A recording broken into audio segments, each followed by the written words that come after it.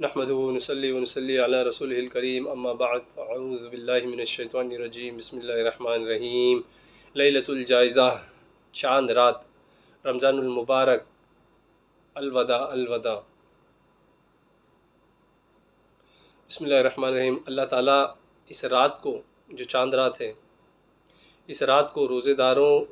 کو انعام و اعزاز سے نوازتے ہیں۔ اس بابرکت رات میں مغفرت کے فیصلے ہوتے ہیں،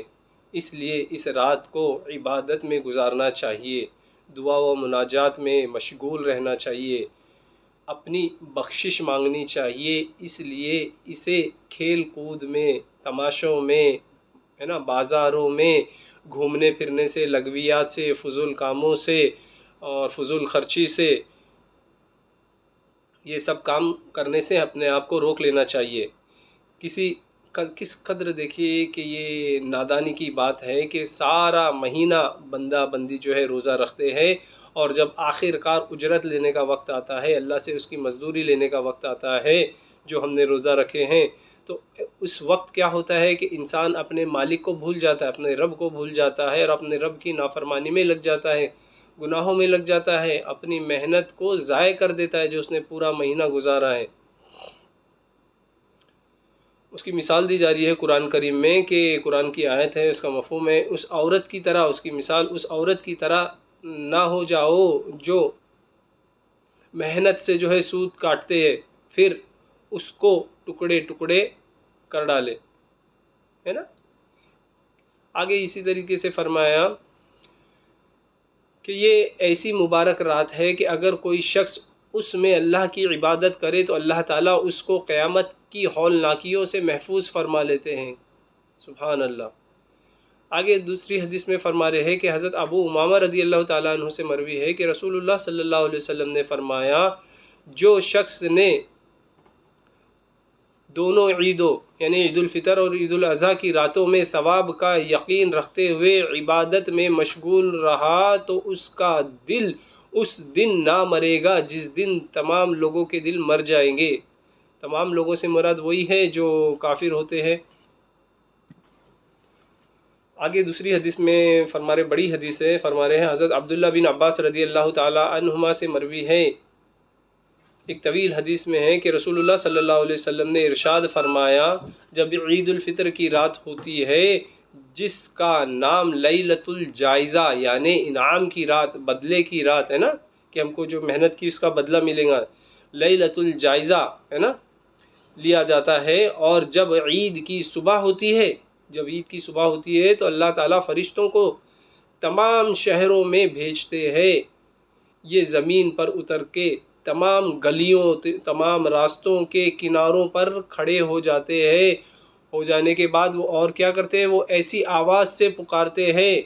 کہ جس کو جناتوں اور انسانوں کے علاوہ اللہ کی تمام مخلوقات سنتی ہیں۔ کس کا؟ اس بندے کا نام جس کا نام لیلۃ الجائزہ میں لیا جاتا ہے۔ فرما رہے ہیں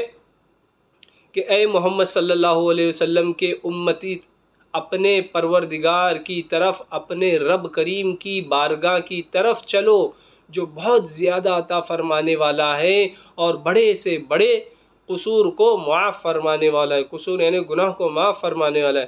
پھر جب لوگ عید گاہ کی طرف نکلتے ہیں تو اللہ تعالیٰ فرشتوں سے دریافت فرماتے ہیں، جبکہ اللہ کو ہر چیز کا علم ہے، پھر بھی اللہ کیونکہ ان کو آگے گواہ بنانا ہے، اس لیے اللہ فرشتوں سے دریافت فرماتے ہیں، اس مزدور کا کیا بدلہ ہے جو اپنا کام پورا کر چکا ہے، یعنی رمضان کے پورے روزے رکھ چکا ہے، اب اس کا کیا بدلہ ہے؟ تو وہ یعنی فرشتے عرض کرتے ہیں، ہمارے معبود ہے نا، اور ہمارے پروردگار، ہمارے مالک۔ دیکھیں فرشتے اچھے ناموں سے اللہ کو پکارتے ہیں اور فرماتے ہیں اس کا بدلہ یہی ہے کہ اس کی مزدوری پوری اس کو دے دی جائے۔ تو اللہ تعالیٰ ارشاد فرماتے ہیں کہ اے میرے فرشتوں، میں تمہیں اس بات کی گواہ بنا دیتا ہوں کہ میں ان بندوں کو ان کے رمضان کے روزے اور تراویح پڑھنے کی جو مزدوری دیتا ہوں کہ میں ان کو اپنی رضا اور ان کی مغفرت کر دیتا ہوں، اپنی رضا عطا کرتا ہوں اور ان کی مغفرت کر دیتا ہوں۔ اس کے بعد اللہ تعالیٰ اپنے بندوں سے خطاب کرتے، یعنی ان سے کلام کرتے، فرماتے ہیں کہ اے میرے بندو، مجھ سے مانگو، میری عزت کی قسم،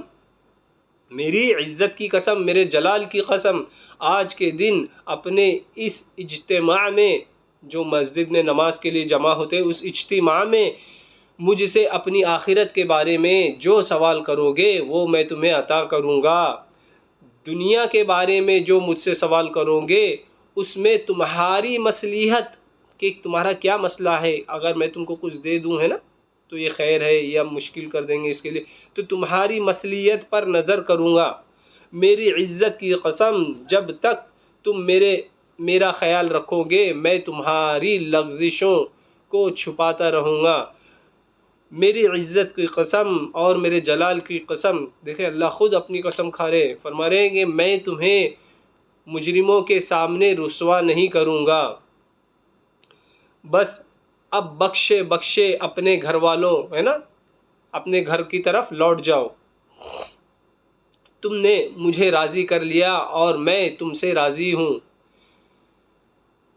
اس امت کو جو عید کے دن اجر و ثواب ملتا ہے اسے دیکھ کر فرشتے خوشی کا اظہار فرماتے ہیں۔ اللہ تعالیٰ کی رحمت ہماری طرف متوجہ ہوتی ہے اور ہم جو ہے ایسے نادان بنتے ہیں کہ ان کاموں کی طرف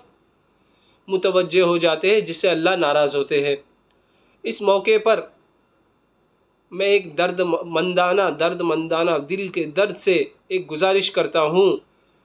کہ اپنے ان نوجوان بھائیوں سے جو رات میں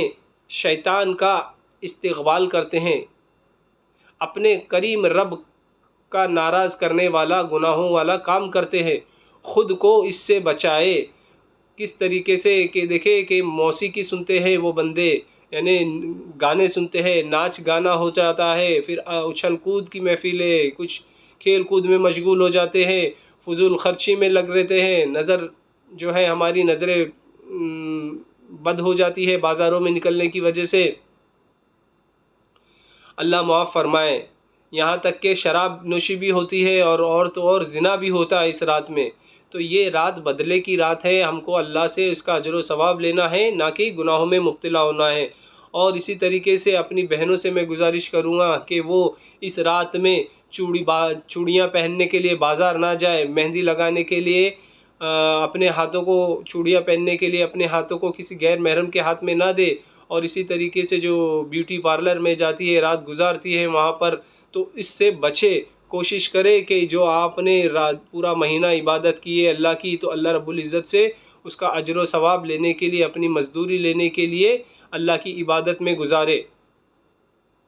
جتنا